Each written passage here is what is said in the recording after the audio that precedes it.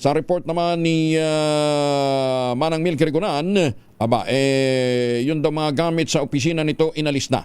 Good morning, Manang Milky. Sa pagbubukas ng sesyon mamayang hapon, ihayag ni Leyte Representative Martin Romualdez ang kanyang pagbibitiw sa pwesto bilang House Speaker.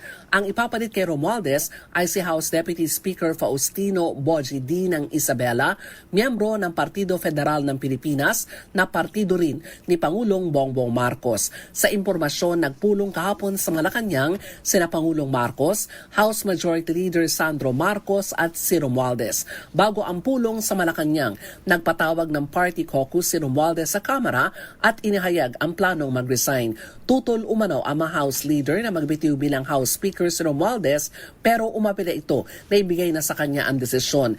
Ang pasya ni Romualdez na mag-resign ay dahil na rin sa pressure sa Kamara kung saan siya umano ang target matapos madawit sa issue ng flood control anomalies kasamang ilang mga kongresista. Nang umugong ang pagbaba sa pwesto kagabi, agad nang inalis lahat ng gamit ni Romualdez sa kanyang opisina.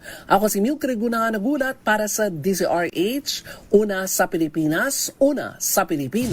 Maganda umaga, Pilipinas! Maraming salamat, Manang Milky. Abangan natin ang susunod na mga kabanata, lalong-lalo na mamayang alas 3 ng hapon dyan po sa Kamara de Representantes. Ha?